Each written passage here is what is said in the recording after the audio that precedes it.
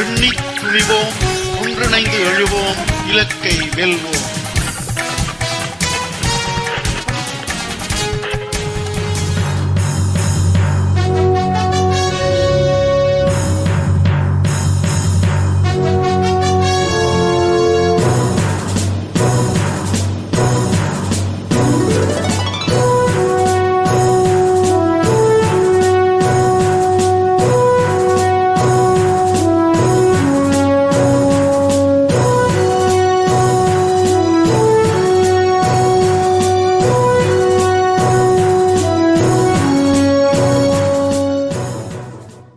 அனைத்துலக உயிரோடை தமிழ் ILC தமிழ் உயிரோடை தமிழில் அன்பர்களே அரசியல் களம்.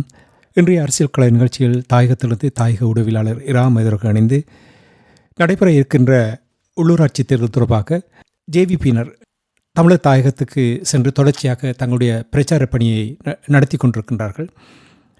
ஹரணி அவர்களுடைய பிரச்சார பணி தொடர்பாக ஏற்கனவே இரா மனிதர் அவர்கள் எங்களோடு உரையாடியிருந்தார், அந்த விடயங்களை தந்திருந்தார். அதனைத் தொடர்ந்து ஜனாதிபதி அனுர குமார திசாநாயக்காவுடைய பயணம் தொடர்பாக விடயங்களை கூறினார். அதனைத் தொடர்ந்து அன்பர்களே, பிரச்சார பணி தொடர்ந்து கொண்டிருக்கின்ற நேரத்தில் அனுர குமார திசாநாயக்கா இன்னும் சில விடயங்களை அங்கே கூறியிருக்கின்றார். மக்களை சீண்டி பார்த்திருப்பது போல் தெரிகின்றது. அந்த விடயங்களை நான் இராமேந்திரனுடன் கேட்பதற்காக இங்கே அழைத்திருக்கின்றேன். வணக்கம் இராமேந்திரன். வணக்கம் தானே நண்பர்களுக்கும் நேர வணக்கம். உங்களுக்கும் வணக்கத்தை தெரிவித்துக் கொண்டு இராமேந்திரன், நான் ஏற்கனவே கூறியது போல் உள்ளூராட்சி தேர்தல் பிரச்சார பணிகள் நடைபெற்றுக் கொண்டிருக்கின்ற நேரத்தில் மாற்றம், அதாவது இலங்கை தீவு முழுவதும் மாற்றம் என்று வந்த அனுர குமார திசாநாயக்கனுடைய அரசாங்கம் ஏனைய கடந்த கால அரசியல்வாதிகள் போல் இல்லாமல், கடந்த கால கட்சிகள் போல் இல்லாமல், நாங்கள் முற்றிலும் மாறாக ஊழல் இல்லாத ஒரு அரசாங்கமாக அனைவரையுமே ஒன்றாக மதித்து இன மத மொழி பேதமின்றி நாங்கள் நடத்துவோம் என்று உறுதிமொழி எடுத்து மக்களுக்கு அவ்வாறு தான் பிரச்சாரத்தை செய்து வந்திருந்தார்கள். 2 நாட்களுக்கு முன்னதாக நீங்கள் அனுர குமார திசாநாயக்காவுடைய யாழ்ப்பாண பயணம் தொடர்பாக கூறும்பொழுது இன்னும் அதனைத் தொடர்ந்து வேறு பிரச்சார மேடைகளில் அவர் அங்கே கூறிய ஒரு விடயம் ஒன்று மிகவும் பெருசாக இப்பொழுது பேசப்படுவது என்னவென்று சொன்னால், அவருடைய கட்சிக்கு வாக்கு போட்டு அவர் வெற்றி பெற்றால்தான் தமிழ் மக்களுக்கு நிதி உதவி வழங்குவாராம், தேவையான விடயங்களை செய்து தருவாராம். இராமேந்திரன், இது என்ன ஒரு மிரட்டலா? எவ்வாறு நீங்கள் பார்க்கிறீர்கள்?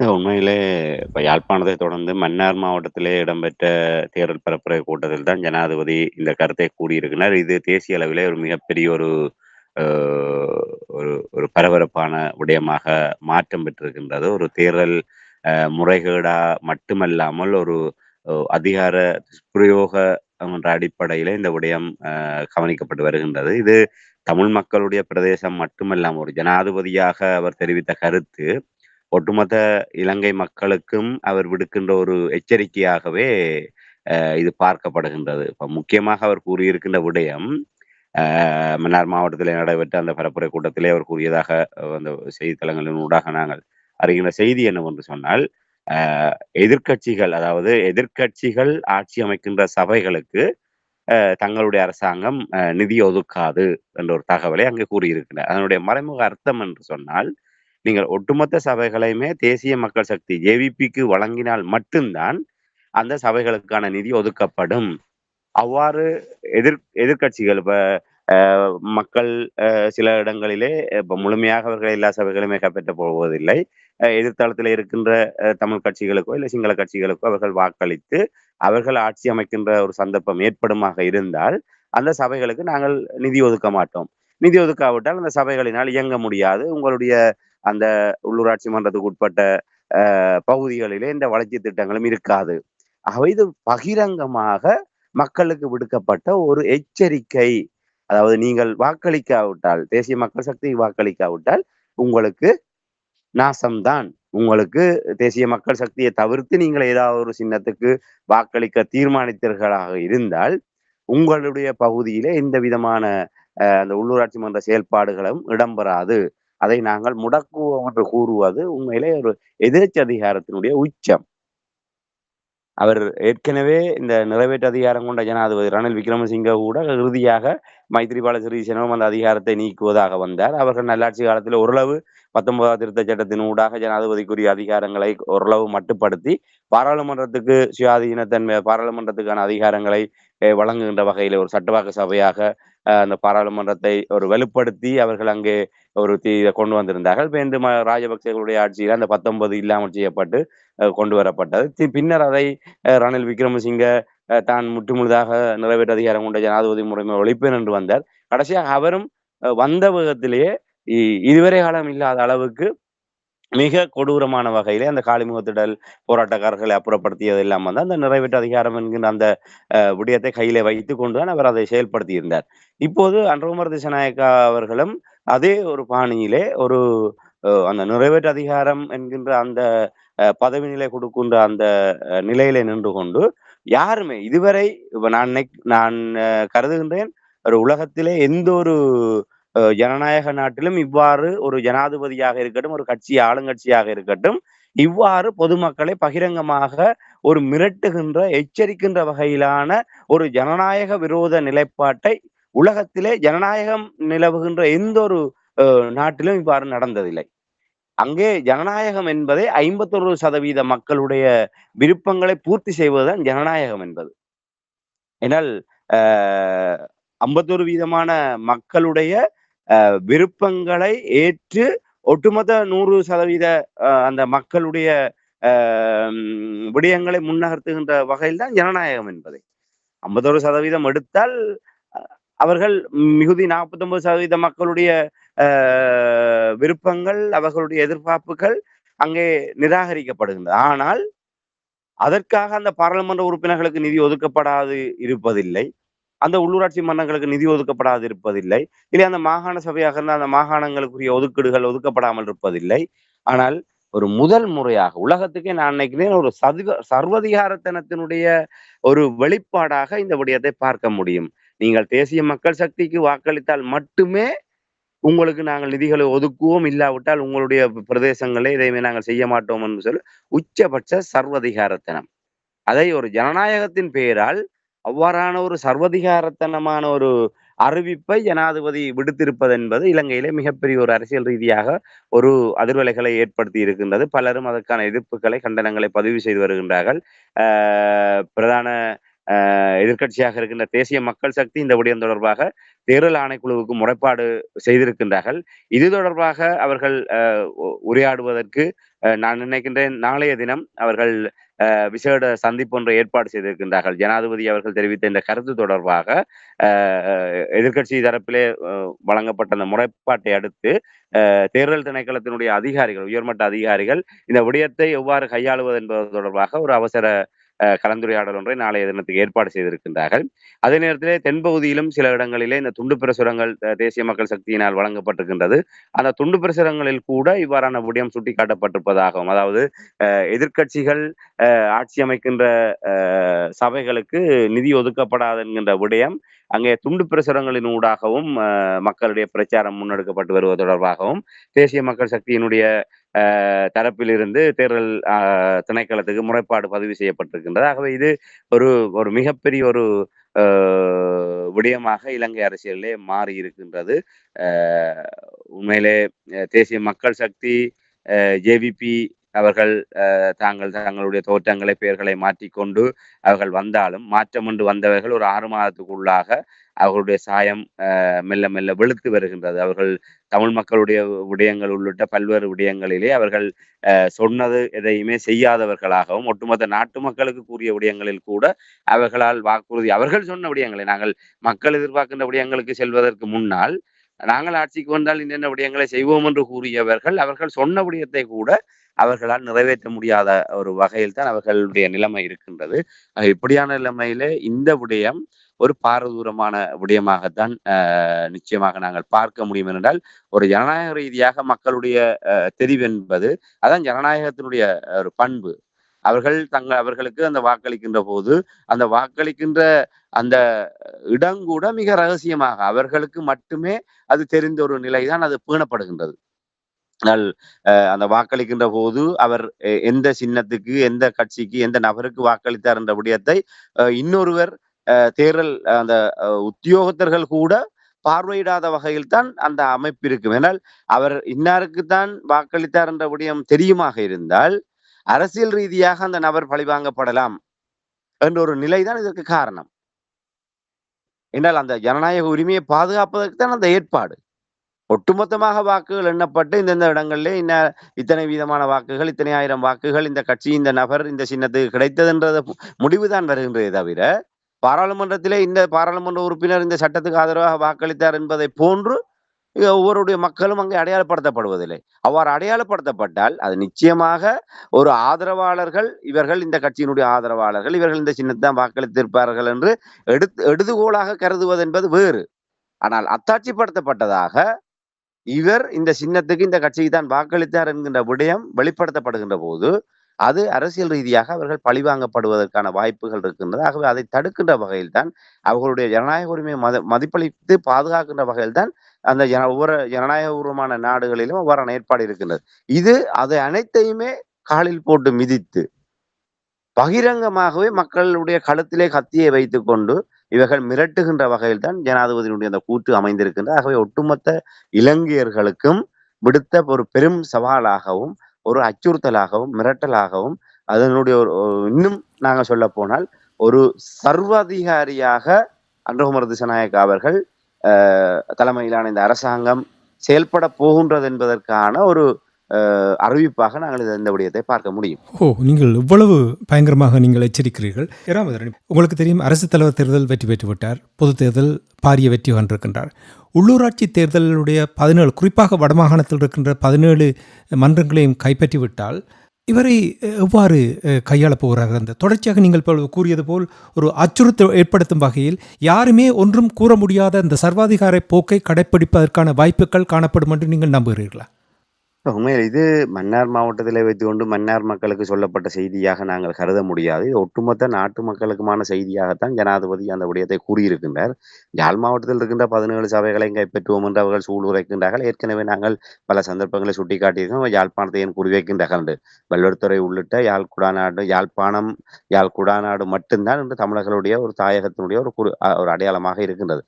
யாழ்ப்பாணத்திலே தாங்கள் 17 சபைகளை கைப்பற்றி விட்டோம் என்று சொன்னால் அடுத்த மாகாண சபை தேர்தல் நடத்தப்படுகின்ற போது அதனுடைய தொடர்ச்சியாக அந்த யாழ்ப்பாணம் வடமாகாண சபை என்பது ஒரு தேசிய மக்கள் சக்தி ஆட்சியை கைப்பற்றக்கூடிய அளவுக்கு அவர்கள் அடித்தளத்தை ஏற்படுத்தி விடுவார்கள். உள்ளூராட்சி என்பது அதுதான் ஒரு அடிப்படை பலமாக இருக்கின்றது. ஒரு உள்ளூராட்சி உறுப்பினர் ஒரு கட்சி சார்பாக, அதுவும் ஒரு பாராளுமன்றத்தை பிரதிநிதித்துவப்படுத்தக்கூடிய ஒரு கட்சிகளுடைய சார்பிலே உறுப்பினர்கள் தெரிவு செய்யப்படுவார்களாக இருந்தால் அந்த பாராளுமன்ற உறுப்பினர்கள் ஊடாக வருகின்ற நிதி ஒதுக்கீடுகளை அந்த வட்டாரத்துக்கு அவர்கள் ஒதுக்கி, அந்த வட்டார உறுப்பினர் ஊடாக அந்த வட்டாரத்தினுடைய அபிவிருத்தி விடயங்களுக்கு ஒதுக்கி அதன் மூலமாக அந்த வட்டார உறுப்பினரை அவர்கள் அந்த வட்டாரத்துக்குள்ளாகவே ஒரு செல்வாக்குமிக்க நபராகவும் அவருக்கு கீழாக அந்த வட்டாரத்திலே கணிசமான வாக்கு வங்கியை உறுதிப்படுத்துகின்ற நடவடிக்கைகளை மேற்கொள்வார்கள். இது ஆளுங்கட்சி என்று சொன்னால் சொல்லவே தேவையில்லை. அவர்கள் ஒட்டுமொத்தமாகவே அவர்கள் இறைப்பார்கள். அந்த வட்டார உறுப்பினர் ஊடாகத்தான் இந்த விடயங்கள் நடைபெற்றது என்ற ஒரு நிலைப்பாட்டை அந்த வாக்காளர்களிடையே ஏற்படுத்துவதன் ஊடாக அடுத்து வருகின்ற தேர்தல்களிலே அந்த அந்த அந்த அந்த வாக்குகளை தங்களுடைய கட்சி சார்பாக அறுவடை செய்வதுதான் அதான் உள்ளூராட்சி என்பது அந்த ஜனநாயகத்தின் அடிப்படை கீழ் கட்டமைப்பு. ஒரு கிராம ரீதியாக ஒவ்வொரு குடும்பங்கள், ஒவ்வொரு வாக்காளர்களோடு நேரடியாக தொடர்புபடுகின்ற கட்டமைப்பு.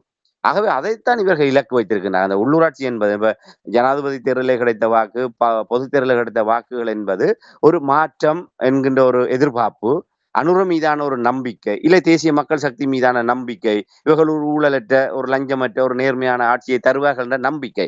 இந்த நம்பிக்கை காணல் நீராகின்ற போது அது நிச்சயமாக வாக்களிப்பிலே பிரதிபலிக்கும்.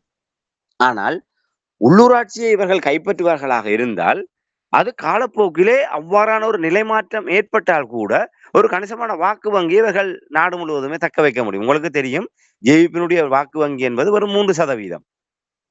ஆனால் அந்த 3% வாக்கு என்பது எப்படி செப்டம்பர் 21 40% கடந்தது, நவம்பர் 14 அது எப்படி 40% கடந்தது என்பதெல்லாம் எல்லாருக்குமே தெரியும். அது நிலையானதல்ல. அது காணல் நீரை போன்று எப்போதுமே மாறிவிடும். ஆகவே உள்ளூராட்சி உங்களுக்கு தெரியும், ஸ்ரீலங்கா பொதுஜன பெரமுன அந்த உள்ளூராட்சி மன்றத்திலே 2018 ஆண்டு அவர்கள் பெற்ற வெற்றி தான் அவர்களே 2019 இமாலய வெற்றியை நோக்கி வந்த ஒரு கட்சி ஆரம்பிக்கப்பட்ட குறுகிய காலத்துக்குள்ளாகவே அந்த உள்ளூராட்சி மன்றங்களிலே பெருவாரியான வெற்றியை பதிவு செய்த ஒரே கட்சி பொதுஜன பெரமுன. அந்த பலத்தை வைத்துக் கொண்டுதான் 2019 அவர்கள் ஜனாதிபதி தேர்தலில் வெற்றி பெற்றார்கள். 69 லட்சம் வாக்குகளோடு கோத்தபா ராஜபக்ச வெற்றி பெற்றார். அதற்கடுத்தாக நடைபெற்ற பாராளுமன்ற தேர்தலிலே 140க்கும் மேற்பட்ட ஆசனங்களை பெற்று பொதுஜன பெரமுன கூட்டணி ஒரு பெரிய வெற்றியை பெற்றது. இது மறுபலமாக அவர்கள் உள்ளூராட்சியிலே தங்களை பலப்படுத்தி ஒவ்வொரு உள்ளூராட்சிகளின் ஊடாக தங்களுக்கான வாக்கு வங்கியை உறுதிப்படுத்தி கொண்டு அதிலிருந்து அதிகாரத்தை நோக்கி அவர்கள் மெல்ல மெல்ல தங்களை கட்டமைத்தார்கள். ஆனால் தேசிய மக்கள் சக்தியை பொறுத்தவரையில் ஒரு தலைகீழான மாற்றமாக இருக்கின்றது. அவர்கள் முதலிலே ஜனாதிபதி தேர்தலிலே அது ஒரு ஒரு ஒரு ஒரு குருட்டு இலக்கன்னு சொல்வார்கள். அவர்களுக்கு ஒரு மக்கள் ஒரு எதிர்பாராத விதமாக அந்த ராஜபக்சேக்கள் மீது கடந்த கால மற்ற ஏனைய தரப்பினர் மீதான அதிருப்தியும் ஏமாற்றமும் ஒரு மாற்றம் இவர்களுக்கு ஏற்படுத்தி கொடுக்கலாம் என்கின்ற ஒரு எதிர்பார்ப்போடு அவர்களுக்கு அந்த ஆணை வழங்கப்பட்டது. அது தொடர்ச்சியாக வந்த பாராளுமன்ற தேர்தலும் அது வழங்கப்பட்டது. ஆனால் இது ஒரு நீர்க்குமிழி போல் என்பது அவர்களுக்கு நன்றாகவே தெரியும். ஆகவே இதை எப்படியாவது இந்த ஆட்சி அதிகாரத்தை கையிலே வைத்துக் கொண்டு அதை வாக்குகளாக அறுவடை செய்யக்கூடிய வகையிலே ஒரு நிலையான வாக்கு வங்கியாக பேண வேண்டுமாக இருந்தால் உள்ளூராட்சியிலே தங்களுக்கான உறுப்பினர்களை அதிகப்படுத்த வேண்டும். அதை நோக்கித்தான் தேசிய மக்கள் சக்தி இந்த ஜேவிபி கடும் பிரியத்தனத்தை மேற்கொள்கின்றார்கள். குறிப்பாக வடக்கிலே அவர்கள் என்றால் வடக்கிலே எந்த ஒரு தேசிய கட்சியும் அவ்வாறு கால் பதிக்கவில்லை.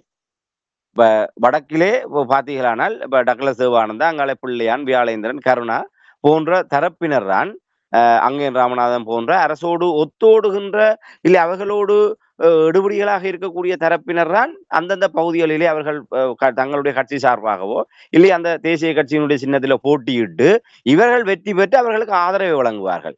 ஆனால் ஒருபோதுமே ஒரு தேசிய கட்சி நேரடியாகவே ஒரு தங்களுடைய சிங்கள கட்சி சிங்கள சின்னத்தின் கீழ் அவர்கள் வடக்கு கிழக்கிலே அவ்வாறான வாக்குகளை பெறுவதென்பது இதுவரை நடைபெறவில்லை. பிரதிநிதிகளை பெறுவது என்பது முதல் முறையாக அந்த தேசிய மக்கள் சக்தி தான் அவர்கள் அந்த சிங்கள கட்சியான அந்த திசைகாட்டியினுடைய சின்னத்துக்கு அதான் இன்று உலகம் முழுக்க ஒரு பிழையாக கற்பிதம் கொள்கின்றார்கள். ஒட்டுமொத்த நாடும் இன மத மொழி வேறுபாடு இல்லாமல் ஒரு நம்பிக்கையோடு இந்த தேர்தலிலே அவர்கள் வாக்களித்திருக்கின்றார்கள். இந்த அனுரகுமார திசாநாயக்க தலைமையிலான ஆட்சி மீதும் அரசாங்கத்தின் மீதும் ஒட்டுமொத்த மக்களுமே நம்பிக்கை வைத்திருக்கின்றார்கள். அதை காப்பாற்ற வேண்டுமாக இருந்தால் அந்த அரசாங்கத்தை பாதுகாக்க வேண்டும். அந்த அரசாங்கத்தை பாதுகாப்பதனூடாக இன மத மொழிபேதம் இல்லாமல் ஒரு ஐக்கிய இலங்கையை நாங்கள் கட்டியெழுப்புவதற்கு துணை நிற்க முடியும் என்கின்ற ஒரு பிம்பத்தை தான் இவர்கள் எல்லோருமே சேர்ந்து கட்டியெழுப்ப முற்படுகின்றார்கள். ஆகவே அப்படியான ஒரு நிலையில்தான் இவர்கள் வடக்கு கிழக்கை குறிப்பாக வடக்கை குறிவைத்திருக்க. ஏன்னா கிழக்கு எப்போதோ அது ஒரு மட்டக்களப்பு மட்டும்தான் தமிழர்களுடைய ஒரு கட்டுப்பாட்டுக்குள் இருக்கின்ற மற்ற பகுதிகள் எல்லாம் ஒரு சிங்கள முஸ்லிம் வாக்காளர்களால் கவரக்கூடிய கட்சிகளால் அபகரிக்கக்கூடிய நிலைமைக்கு அது சென்று விட்டது. ஆனால் வடக்கு தான் இன்னும் தமிழர்களுடைய ஒரு முழுமையான ஒரு வாக்கு கட்டுப்பாட்டுக்குள் இருக்கின்றது. ஆகவே அதிலும் தாங்கள் ஒரு சிங்கள கட்சியினுடைய சின்னத்திலே சகல இடங்களிலுமே தாங்கள் பிரதித்துவத்தை பெற்றுவிட்டால் அவர்கள் கூறுவார்கள் என்று ஹரணி அமரசூரிய அவர்கள் கூறுகின்றார். இன்று தேசிய மக்கள் சக்திக்கு இலங்கையினுடைய சகல பிரதேசங்களிலும் சகல பாராளுமன்ற தொகுதிகளிலும் ஒவ்வொரு தேர்தல் மாவட்டத்திலுமே பிரதிநிதிகள் இருக்கின்றார்கள். இது இலங்கை வரலாற்றிலே முதல் முறையாக நடந்திருக்கின்றது. இதற்கு முன்னர் எந்த கட்சியும் இவ்வாறு சகல தேர்தல் மாவட்டங்களிலும் ஒரு பிரதிநிதித்துவத்தை பெற்ற ஒரு சிங்கள கட்சி கிடையாது. ஆகவே தேவேந்திர முனை தொடக்கம் பருத்தித்துறை வரை ஒரே கட்சி ஒரே சின்னத்துக்கு கீழ் பாராளுமன்றத்தை பிரதித்துவப்படுத்துகின்ற ஒரு அரசாங்கம் என்று சொன்னால் அது எங்களுடைய அரசாங்கம் தான் என்று பருத்தித்துறையில் வைத்து பிரதமர் ஹரணி அமரசூரிய அவர்கள் மார்த்தட்டுகின்றார். இந்த நிலையை அவர்கள் உள்ளூராட்சி மன்றத்தினூடாக மேலும் வலுப்படுத்தி அந்த நிலையை மேலும் வலுப்படுத்துவதனூடாக நாங்கள் குறிப்பிடுவதை போன்று வருகின்ற ஜெனீவா உள்ளிட்ட சர்வதேச தளங்களிலே தங்களுக்கான பிணையெடுப்புகளை அவர்கள் மிக லாபகமாக கையாள முடியும். ஆகவே அதை விலக்கு வைத்துதான் அவர் கூறுகின்றார். ஆகவே மன்னாரிலே வைத்து கூறுகின்றார் என்பதற்காக இது ஒட்டுமொத்த தமிழர்களுக்கு மட்டும் விடுக்கப்பட்ட செய்தியாக இல்லாமல் ஒட்டுமொத்த நாட்டுக்கும் விடுக்கப்பட்ட செய்தியாக அவர் இந்த விடயத்தை கூறியிருக்கிறார். ஆகவே இந்த விடயம் என்பது நாங்கள் சாதாரணமாக எடுத்துக்கொள்ளக்கூடிய ஒரு விடயம் அல்ல. ஜனாதிபதி அனுரகுமார திசாநாயக்க அவர்கள் எதை நினைத்து பேச வலிக்கிட்டாரோ அது அவருக்கு தான் வெளிச்சம். ஆனால் அவர் வெளிப்படுத்தி இன்று ஊடகங்கள் மூலமாக அந்த விடயங்கள் சமூக வலைத்தளங்களின் ஊடாக அந்த விடயங்கள் பூதாகரப்படுத்தப்பட்டு இன்று முன்னிலைப்படுத்தப்பட்டு வருகின்ற விடயமானது அது அவர்களுடைய ஒரு போலி முகத்திரையை அப்பட்டமாக கிழித்து தொங்க விட்டுகின்றது என்பதை தான் நாங்கள் இந்த இடத்துல பதிவு செய்ய முடியும். இவருடைய இந்த உரையை கேட்ட மக்கள், குறிப்பாக சந்தர்ப்பத்தை கொடுத்து பார்ப்போம் என்று கூறியவர்கள், வாக்கு போட்டவர்கள் அல்லது வாக்கு போடலாம் என்று சிந்திப்பவர்கள் என்ன கூறுகிறார்கள்? உண்மையிலே மக்களிடையே இந்த விடயங்கள் இன்னும் ஒரு ஆழமான புரிதலை ஏற்படுத்தக்கூடிய அளவுக்கு தேசிய மக்கள் சக்தியினுடைய மக்கள் விரோத போக்கு இன்னும் பகிரங்கமயப்படுத்தப்படவில்லை. எங்களுடைய தமிழ் கட்சிகள் கூட இந்த விடயங்களிலே ஒரு பாரிய பின்னடைவுகளை சந்தித்துக் கொண்டிருக்கின்றன என்றால் நான் சொல்ல முடியும். என்றால் கடந்த காலத்தில் எவ்வாறு இவர்கள் மக்களை அரசியல் மயப்படுத்துவதற்கோ இல்லை அரசியல் தெளிவுபடுத்துவதற்கோ அரசியல் புரிதலை அவர்களுக்கு அவர்கள் தெளிவுபடுத்த வேண்டும். எது சரி எது பிள்ளை, வெளுத்ததெல்லாம் பால் என்று நம்புகின்ற நிலையில இருப்பவர்களுக்கு பால் எது கல் எது என்பதை அவர்களுக்கு புரிய வைக்க வேண்டும். பனைமரத்துக்கு கீழ் நின்று நாங்கள் பாலை குடித்தாலும் பார்ப்பவர்களுடைய கண்ணிலே அது கல்லாகத்தான் தெரியும். நாங்க அந்த புரிதலை ஏற்படுத்துகின்ற அந்த வகிபாகத்திலிருந்து எங்களுடைய தமிழ் தேசிய கட்சிகள் தவறியதன் விளைவுதான் இன்று நாங்கள் இப்படியான விடயங்களை எல்லாம் பார்த்து கொண்டிருக்கின்றோம். ஆகவே மக்களிடையே தேசிய மக்கள் சக்தி மீது ஒரு ஒரு குருட்டுத்தனமான நம்பிக்கை இருக்கத்தான் செய்கின்றது. இப்ப இந்த விடயங்கள் எல்லாம் அவர்கள் ஒரு சாகசம் என்றால் அவர்களுக்கு எல்லாமே சலித்து போய்விட்டது. சிங்கள மக்களுக்கு தங்களுடைய இதுவரை காலமும் இருந்த சகல கட்சிகளும் சகல சின்னங்களும் தொடர்பான ஒரு சலிப்பு ஏற்பட்டு விட்டது. தமிழ் மக்களை பொறுத்தவரையில் ஒரு மாற்றம் என்று எதிர்பார்த்தார்கள். ஒரு தேசியத்துக்காகவும் அவர்கள் தங்களுடைய ஒரு தேச விடுதலைக்காகவும் அந்த தேர்தலை அந்த வாக்கு அரசியலை அவர்கள் ஒரு களமாக பயன்படுத்தினார்கள். அதுக்கு அவர்கள் முழு மூச்சாக தங்களை அர்ப்பணித்து, இது அரசியல் கட்சிகள் எதுவுமே அவ்வளவு அர்ப்பணிக்கவில்லை. ஆனால் ஒவ்வொரு வாக்காளர்களாக இருக்கின்ற தமிழ் மக்கள் உயிரை வெறுத்து கடந்த 2015 ஆண்டுக்கு முற்பட்ட காலங்களில் ஒவ்வொரு வாக்குச்சாவடியும் கொலைக்களங்களாகத்தான் இருந்தது. ஒரு இராணுவ அச்சுறுத்தலுக்கு மத்தியில் அவர்கள் ஒரு வாக்காளர், தமிழ் வாக்காளர் வீட்டிலிருந்து வெளியேறி தன்னுடைய ஜனநாயக கடமையை ஆற்றுகின்ற நிலை வரை அவர் ஆற்றிவிட்டு வீட்டுக்கு வருகின்ற வரை அவர்கள் ஒரு மிகப்பெரிய ஒரு அச்சுறுத்தலுடன் அவர்கள் அதை செய்கின்ற அளவுக்கு, அதாவது துப்பாக்கி முனைகளை கடந்து ஒரு பெரும் சவால்களை கடந்துதான் ஒவ்வொரு வாக்காளர்களும் தங்களுடைய கடமையை செய்தார்கள். அதை அவர்கள் சவாலாக ஏற்றுக்கொண்டார்கள். அந்த வாக்களிப்பு என்பது ஒரு பெரிய யுத்த களத்திலே தங்களை ஒரு போர் வீரராக கருதி கொண்டுதான் ஒவ்வொரு மக்களும் தமிழ் மக்களும் வாக்களித்தார்கள். ஆகவே அந்த நிலையிலிருந்து தமிழ் மக்கள் எதை எதிர்பார்த்தார்கள்? குறைந்தபட்சம் தமிழ் கட்சிகள் ஒற்றுமையாக எங்களுடைய குரலாக ஒலிக்க வேண்டும் என்று. ஆனால் தமிழ் தேசிய கூட்டமைப்பு கழுதை கட்டெரும்பான கதையாக மெல்ல மெல்ல மெல்ல மெல்ல அவர்களுடைய செயல்பாடு தமிழ் தேசிய கூட்டமைப்பு என்பது சிங்கள தேசிய கூட்டமைப்பாக மாறுகின்ற அளவுக்கு, மக்களால் மதிக்கப்படுகின்ற அளவுக்கு, அவ்வாறு ஒரு மதிப்பீடு செய்யப்படுகின்ற அளவுக்கு சம்பந்தன் சுமந்திரன் தரப்பினருடைய செயல்பாடுகள் அமைந்திருந்தது. இறுதியாக சம்பந்தன் செயலிட்டு போய் அவர் முடங்கி போயிருந்த நேரத்தில் சுமந்திரன் அவர்களுடைய தன்னிச்சையான செயல்பாடுகள் தமிழ் தேசிய கூட்டமைப்பையும் தமிழரசு கட்சியும் தமிழர்களை விட்டு தமிழர்களுக்கு எதிரான ஒரு சிங்கள கட்சியை விட ஒரு தமிழர்களுடைய சுயாட்சிக்காக தொடங்கப்பட்ட கட்சியை தமிழர்களுக்கு எதிராக தமிழ் தேசிய அரசியலை கொழுது கொண்டு புதைக்கக்கூடிய அளவுக்கு அது வீச்சு பெறுகின்ற அளவுக்கு அந்த கட்சியினுடைய செயல்பாடு இருக்கின்றது. இதெல்லாம் மக்களுடைய மிகப்பெரிய ஒரு ஏமாற்றத்தை தந்திருக்கின்றது. மாற்றம் என்று வந்த தமிழ் தேசிய மக்கள் முன்னணியும் கடந்த 15 ஆண்டுகளில் அவர்கள் எதிர்ப்பரசியலையும் ஒரு அடையாள அரசியலையுமே செய்தார்களே தவிர மக்களுக்கு நம்பிக்கை அளிக்கக்கூடிய வகையிலே ஒரு படிநிலை முன்னேற்றத்தை கூட அவர்கள் அடைய முடியவில்லை. 2018 உள்ளூராட்சியில ஒரு மாற்றத்தை மக்கள் கொடுத்தார்கள், ஒரு அங்கீகாரத்தை கொடுத்தார்கள். அந்த அங்கீகாரத்தை கூட அவர்கள் தங்களுடைய அந்த துடக்கு பார்க்கின்ற அந்த தமிழ் தேசிய அரசியல துடக்கு பார்க்கின்ற அணுகுமுறை காரணமாக அதை இவர்கள் ஒரு அதல பாதாளத்திலே கொண்டு வந்து விட்டார்கள். இதன் காரணமாக தான் இப்போது மெல்ல கொஞ்சம் உணர்ந்து சில அணிகளை சில தரப்பினர் இணைத்துக் கொண்டு வந்திருக்கின்றார்கள். ஆனால் அது கூட மக்கள் மத்தியிலே எவ்வளவு தூரம் ஒரு கவனிப்பை பெற்றிருக்கின்றன்னு சொன்னால் இது நிலையானதா என்கின்ற ஒரு சந்தேகம் மக்கள் மத்தியிலே இருக்கின்றது. இவர்கள் மீண்டும் வேதாள முருங்கை மரத்தில் ஏறியதை போன்று ஏறி விடுவார்களா? இன்றும் நடந்த விடயங்களுக்கு பகிரங்கமாக அவர்கள் பொறுப்பு கூற தயாராகவில்லை. இதே மக்கள் மத்தியில் அவர்கள் வெளிப்படையாக கூற வேண்டும். நாங்கள் இதுவரை காலம் ஊடகவியலாளர் சந்திப்பில் அவர்கள் கூறினாலும் மக்கள் மத்தியிலே இன்னும் அந்த விடயங்களை கூறவில்லை. நாங்கள் உங்களுடைய அந்த கடந்த தேர்தலிலே நீங்கள் வழங்கிய அந்த வாக்களிப்பின் மூலமாக நாங்கள் பல தவறுகளை உணர்ந்திருக்கின்றோம். இனிவருங்காலங்களில் நாங்கள் தமிழ் தேசிய நிலைப்பாட்டிலே உறுதியாக அதை நாங்கள் இந்த கொள்கை நிலைப்பாடு ஒத்துவரக்கூடிய தரப்பினரோடு இணைந்து பயணித்து இந்த தமிழ் தேசிய அரசியலை, இந்த விடுதலை அரசியலை நாங்கள் கொண்டு செல்வோம் என்று தமிழ் மக்களுக்கான ஒரு சத்திய பிரமாணத்தை அவர்கள் வழங்குவதற்கு இன்று வரை தயாராக இல்லை. ஆக இந்த விடயங்கள் எல்லாம் மக்கள் இப்ப இந்த ஏமாற்றங்கள் எல்லாம் எங்கே செல்லும்? ஒரு தமிழ் தேசிய அரசியல் மீது ஏமாற்றம், வீட்டின் மீது ஏமாற்றம், சைக்கிள் மீது ஏமாற்றம், மான் மீது ஏமாற்றம், இப்படியாக தமிழ் தேசிய சின்னங்கள் மீதான ஏமாற்றம் என்பது யானை மீதோ மொட்டு மீதோ டெலிபோன் மீதோ போகாது. ஏன்னால் அவர்கள் கடுமையான ஒரு சிங்கள தரப்பாக இருக்கின்றார்கள்.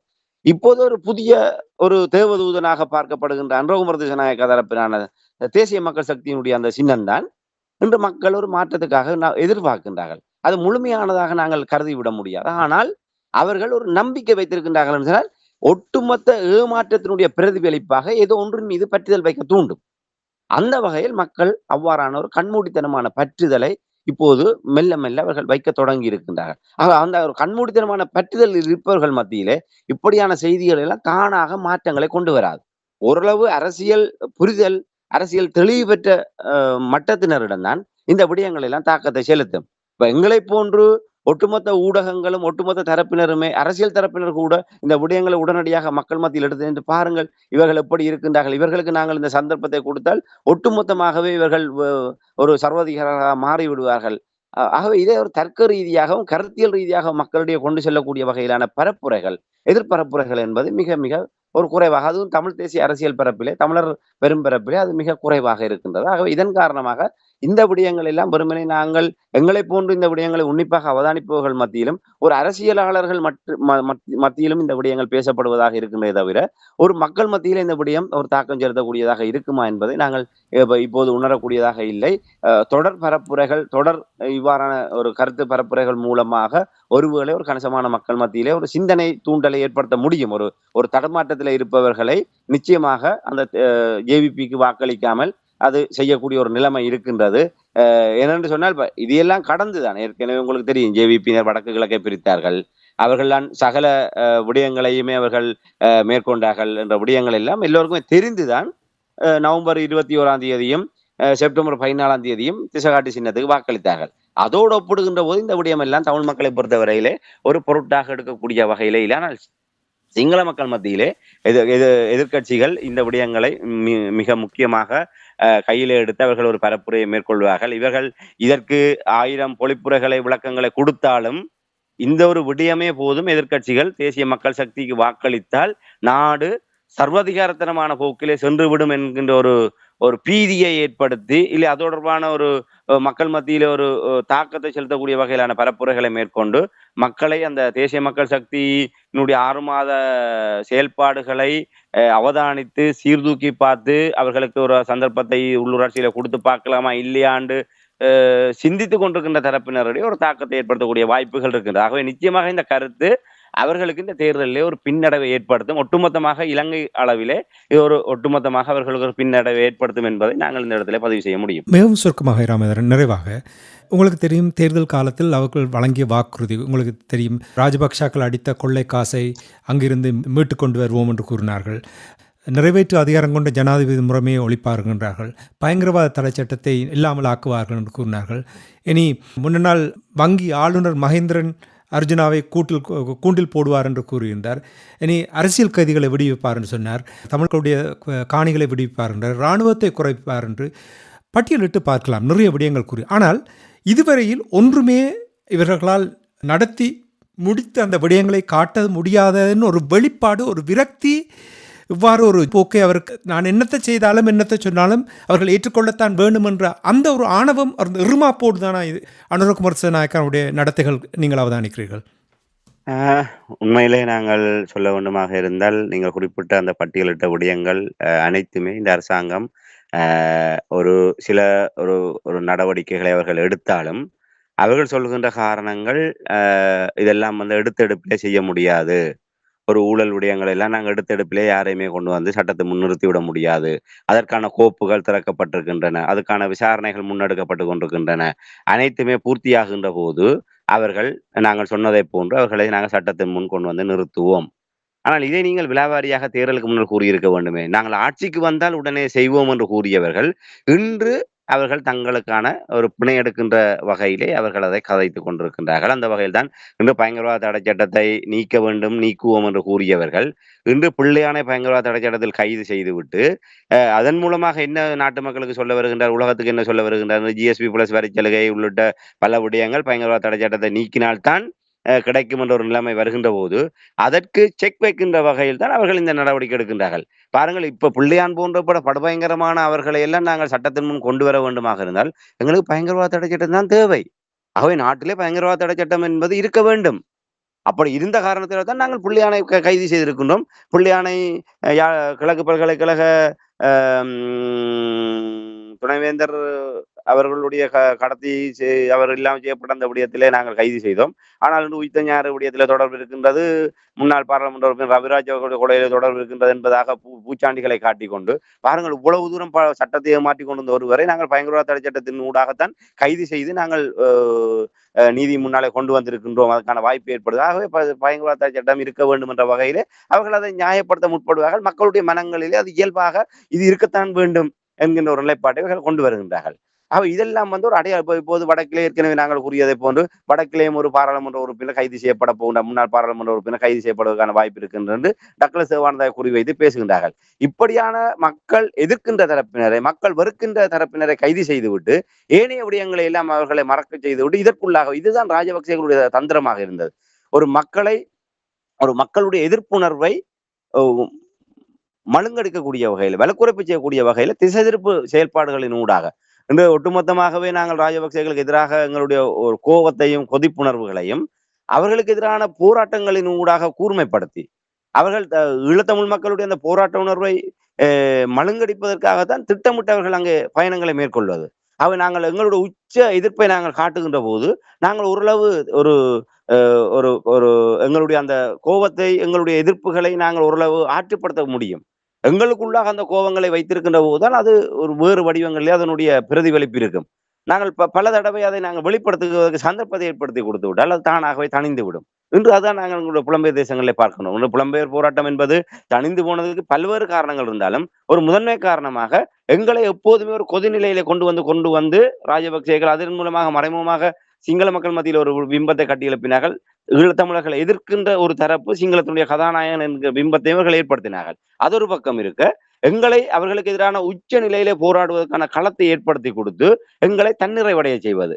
ராஜபக்சேகள் லண்டன் வந்தால் அவர்களை விரட்டி அடித்து அவரை ஓடச் செய்து விட்டாலே எங்களுக்கு ஈழம் பெற்று விட்டதாக நாங்கள் புலகாங்கிதம் அடையக்கூடிய அளவுக்கு ஈழத்தமிழர்களை ஒரு தன்னிறைவடைய செய்வது அந்த போராட்டத்தின் ஊடாக.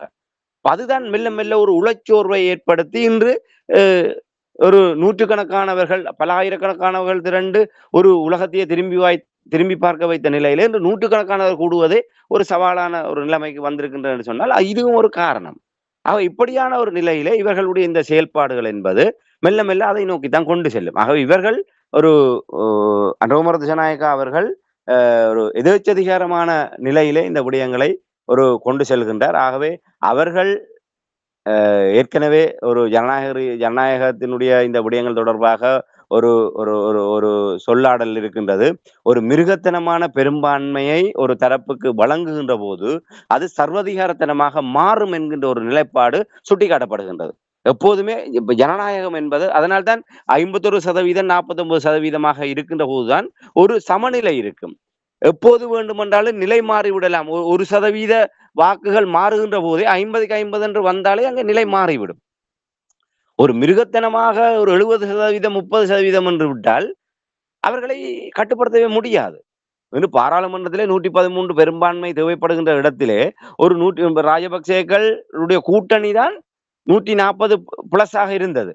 ஆனால் உதயகம்மன் விமல் வீரவன்ச போன்ற தரப்பினர் எல்லாம் மொட்டு கூட்டணியில் வெளியேறியதற்கு பிற்பாடு இவர்களுடைய பலம் என்பது 120 என்கின்ற அளவில் தான் இருந்தது.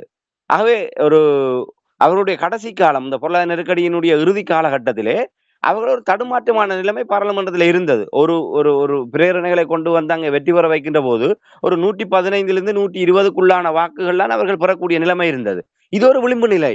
இது அவர்களுக்கான தடுமாற்றத்தை கொண்டு வரும். இன்னும் ஒரு 5 பேர் தங்களுடைய முடிவுகளை மாற்றுவார்களாக இருந்தால் பெரும்பான்மையே இல்லாமல் போய்விடும். ஆகவே அந்த நிலைதான் ஜனநாயகத்தினுடைய பலம். ஆனால் இன்று 159 என்கின்ற மிகப்பெரிய மிருகத்தனமான ஒரு பெரும்பான்மையை ஒட்டுமொத்தமாக தேசிய மக்கள் சக்தி JVPக்கு வழங்கியது என்பது நீங்கள் கூறுவதை போன்ற அவர்களுக்கு அந்த ஆணவத்தை வழங்கி இருக்கிறது. எங்களை யாருமே அசைக்க முடியாது. இந்த 5 ஆண்டுகளிலே தாங்களுடைய பாராளுமன்றத்திலே தாங்கள் செய்வதுதான் சட்டம், தாங்கள் சொல்வதுதான் வேதம். இதை மீறி எவர் என்ன செய்தாலும் இதையுமே தலைகளாக மாற்றிவிட முடியாது. ஏன்னா அதுல ஒரு 10 பேர் அவர்களுடைய கட்சியிலிருந்து இனி நிலை மாறுவதற்கு வாய்ப்பில்லை. அப்படி ஒருவேளை ஒரு 5-10 என்று சொல்லி உதிரிகளாக உடைக்கப்பட்டால், வெள்ளாதிக்க தரப்பினரால் வேறு தரப்பினருடைய தலையீடுகள் காரணமாக அப்படி உடைக்கப்பட்டால் கூட அவர்களை எதுவுமே செய்துவிட முடியாது. அதாவது ஒரு பெரும்பான்மை, ஒரு சாதாரண பெரும்பான்மையை விட ஒரு மிருகத்தனமான ஒரு பெரும்பான்மையை அவர்களுக்கு கிடைத்திருக்கின்றது. ஆகவே அதுதான் மிகப்பெரிய, அது யாராக இருந்தாலும், தேவதூதனாக இருந்தாலும் அந்த மிருகத்தனமான ஒரு பெரும்பான்மையை அவர்களுக்கு வழங்கியது சர்வதிகாரத்தனமான எண்ணப்பாடுகளை அவர்களுக்குள் விதைக்க தூண்டும். அது நல்ல விடயங்களுக்காக அறுவடை செய்யக்கூடிய வகையில இருந்தால் பரவாயில்லை. ஆனால் இவர்கள் எப்படியாவது இந்த தங்களுடைய இந்த ஆட்சியை தக்க வைக்க வேண்டும் என்பதற்காக போராடுகின்ற தரப்பினராக இப்போது மாறிவிட்டார்கள். இந்த மாற்றத்தினூடாக இந்த நாட்டு மக்களுக்கு எதிர்காலத்துக்கு ஏதாவது செய்ய வேண்டும் என்று நினைப்பதென்ற நிலையை கடந்து உள்ளக வெளியக தலையீடுகள் என்பது முதலிலே எங்களை அரசியல் ரீதியாக தக்க வைக்க வேண்டும், இதற்காக நாங்கள் எந்த எல்லை வரை சென்றாலும் பரவாயில்லை என்கின்ற அளவுக்கு அவர்களை கொண்டு வந்து நிறுத்தி இருக்கின்றது. அதனுடைய பிரதிபலிப்பு தான் நீங்கள் எதிர்க்கட்சிகளுக்கு வாக்களித்தால் உங்களுடைய மன்றங்களுக்கு உங்களுடைய ரோட்டு விளக்கை திருத்துவது கூட நாங்கள் காசு ஒதுக்க மாட்டோம் என்று பகிரங்கமாக மக்களை மிரட்டுகின்ற அளவுக்கு அவர்களுக்கு அந்த ஒரு ஆணவ போக்கை அவர்களுக்கு ஏற்படுத்தி இருக்கிறார். ஆகவே மக்கள் என்று பாருங்கள், நாங்கள் நவம்பர் 21ஆம் தேதியும் மன்னிக்கணும், செப்டம்பர் 21ஆம் தேதி, நவம்பர் 14ஆம் தேதியும் தமிழ் மக்கள் தமிழ் தேசிய அரசியலிலிருந்து சற்று விலகி ஒரு திசைகாட்டியின் மீது ஊசி சின்னத்தின் மீது மக்கள் வழங்கிய அந்த ஆணை 15 ஆண்டுகளாக திருந்தாத தரப்பினரை எல்லாம் இன்று திருந்தி தமிழ் தேசிய கொள்கை நிலைப்பாட்டோடு பயணிக்கக்கூடிய வகையிலே அவர்களை ஒரு மாற்றத்தை நோக்கி ஒரு உந்தி தள்ளக்கூடிய வகையில் இருக்கின்றதுன்னு சொன்னால் எங்களுடைய கைகளில் தான் மாற்றம் இருக்கின்றது.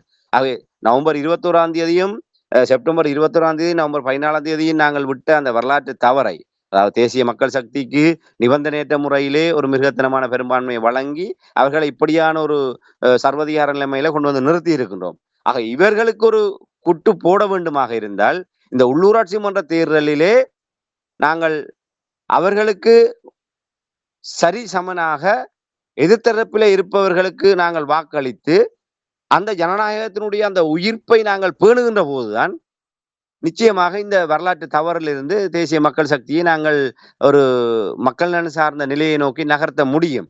அதிலும் குறிப்பாக தமிழர் பிரதேசத்திலே எங்களுடைய வாக்கு தமிழ் தேசிய கட்சிக்கு அவர்கள் ஒவ்வொரு வட்டாரத்திலும் நிச்சயமாக கடந்த காலத்தில் அவர்களுடைய செயல்பாடு என்பது ஏதோ ஒரு கட்சி சார்பாக அவர் போட்டியிட்டாலும் அந்த வட்டாரத்தை சார்ந்த ஒருவர் தான் அங்கே வேட்பாளராக இருந்திருப்பார், வெற்றி பெற்றிருப்பார், பிரதிநிதியாக இருந்திருப்பார். உங்களுடைய பிரதேசத்துக்கு நேர்மையாக எப்போதுமே உங்களோட துணை நிற்கக்கூடியதாக, வெறுமனே வாக்கு கேட்டு வருகின்ற போது மட்டுமல்லாமல், இல்லை தன் சார்ந்த கட்சிக்கு துதிபாடி கொண்டு அவர்கள் என்ன அயோக்கியத்தனத்தை செய்தாலும் அதை நியாயப்படுத்தி கொண்டு வருபவர்களாக அல்லாமல், நீங்கள் விரும்புகின்ற மாற்றத்துக்காகவும் தமிழ் தேசிய மீட்சிக்காகவும் எங்களுடைய விடுதலை அரசியலை நேர்மையாக முன்கொண்டு செல்லக்கூடிய ஒரு துணிச்சலான ஒரு நிலைப்பாட்டை நீங்கள் உணரக்கூடிய அந்த வேட்பாளருக்கு, அவர் எந்த கட்சியாக இருந்தாலும் அந்த கட்சிக்கு நீங்கள் வாக்களிக்க வேண்டும். அது வடக்கு கிழக்கிலே தமிழர்கள் நிச்சயமாக, என்னால் இது தேசிய மக்கள் சக்தியினுடைய இந்த சர்வதிகார போக்கை நாங்கள் தொடர்ந்து அனுமதிப்போமாக இருந்தால் அது தமிழர்கள் இதைவிட மிக மோசமான விளைவுகளை சந்திக்க வேண்டியிருக்கும். இந்த சிங்கள பகுதி மக்களுக்கு இந்த நிலைமை என்று சொன்னால் தமிழர்களுக்கு என்ன நிலைமை என்பதை நாங்கள் சிந்தித்து பார்க்க வேண்டும். இன்று ஜனாதிபதி அன்றகுமார திசாநாயக்கா கூறுகின்றார், எங்கள் மீது அன்பு வைத்திருக்கின்ற நம்பிக்கை வைத்திருக்கின்ற தமிழ் மக்களை ஒருவது ஏமாற்ற மாட்டோம் என்று. கடவுளை நம்பினார் கைவிடப்படார். அதாவது கைவிடப்படார் என்பதை சேர்த்து பார்த்தோமாக இருந்தால் அது எங்களுக்கு ஒரு சாதகமான நிலைமை ஏற்படுத்தும். கைவிடப்படார் என்று நாங்கள் பிரித்து பார்த்தோமா இருந்தால் கையை விட்டார் படார் என்று தொப்பண்டு விழுந்து விடுவார்கள். ஆகவே அன்றகுமார திசாநாயக்கா அவர்களுடைய அந்த வார்த்தை கூட நாங்கள் அந்த நம்பிக்கையை காப்பாற்றுவோம், கைவிட மாட்டோம் என்று கூறுகின்றார். அந்த அவர்கள் ஒரு கட்டத்திலே அவர்கள் கையை விட்டு விட்டார்கள் என்றால் நாங்கள் தொப்பென்று கீழே விழுந்து விடுவோம். ஆகவே நாங்கள் நம்பி ஏமாந்தது போதும், இனிமேலும் நாங்கள் ஏமாறப் போவதில்லை. அவர்களுடைய சர்வதிகாரத்தனம் எப்போதுமே நாங்கள் மதவாச்சிக்கங்களை வைத்துக் கொள்வோம். அதாவது வடக்கு கிழக்கு அப்பால் சிங்கள தேசத்திலே அவர்கள் இன்னும் ராஜபக்சேகள் ஆடிய ஆட்டம் என்ன, கோட்டபாய ராஜபக்ச ஆடிய ஆட்டம் என்ன, மைத்ரி ஆடிய ஆட்டம் என்ன, ரணில் ஆடிய ஆட்டம் என்ன, இந்த ஆட்டத்துக்கெல்லாம் சிங்கள மக்கள் தங்களுக்கான ஒரு பதிலடியை அவர்களை கொடுத்து கொண்டார்கள். இந்த தேசிய மக்கள் சக்தி அரசாங்கத்துக்கும் சிங்கள மக்களே அந்த மாற்றத்தை கொண்டு வந்தார்கள். அவர்களே அதற்கான பதிலடியும் கொடுத்து கொள்ளட்டும். நாங்கள் எப்போதுமே தமிழர்களாக இருப்போம்.